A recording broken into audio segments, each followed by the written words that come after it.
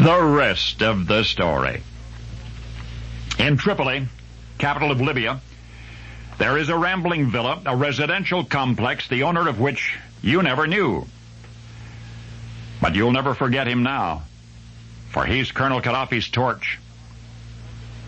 He's Gaddafi's explosives expert, his supplier of explosives.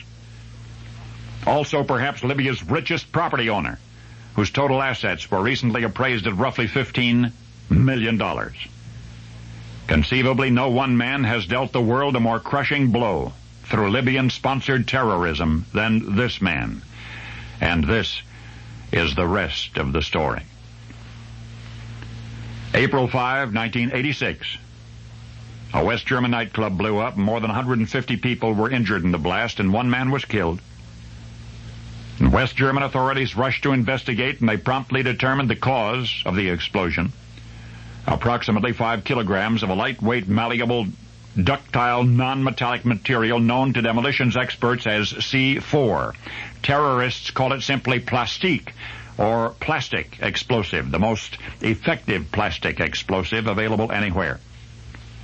Shortly after the West German incident, the findings of another investigation were being reported. The week previous, an explosion had ripped through the fuselage of a TWA passenger jet over Greece. 4 American passengers were killed that time, were actually sucked out of the cabin through the hole. Unquestionably, that hole had been made by C4. Plastic. Demonstrating for reporters, an investigator produced a slender pocket-sized envelope. It was an inobtrusive container such as that, he explained, which had been placed in the cabin beneath seat 10F. That's all the plastic it took. A tiny detonator could have been set hours or days or even weeks in advance. What makes plastic particularly sinister is that metal detectors can't identify it. The substance can even be molded into the shapes of various innocuous items, ashtrays or toys or anything. Regarding these recent explosions, the one in West Germany and the one aboard the airliner, little doubt remains Libyan terrorists were behind them both. The plastic used in both instances was procured in 1977. The stuff stays fresh for 20 years. At the time, Colonel Gaddafi obtained 20 tons of it. By the way, that's all but 6 tons of the world's total supply, excepting that which is in military possession. The man who made it all possible, the supplier, was Gaddafi's torch. Authorities on international terrorism are quite familiar with what I'm about to tell you. Because Gaddafi's torch is a big man, he's 6'5", with what has been described euphemistically as a brutal streak.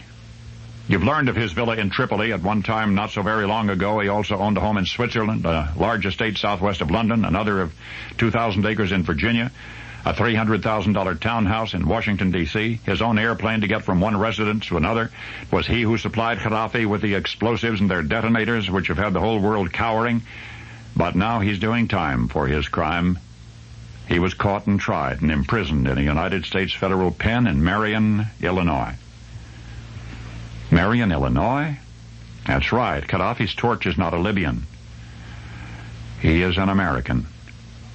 And was while dealing with Gaddafi, while going from broke to multimillionaire, a former employee of the United States CIA. And now you know the rest of the story.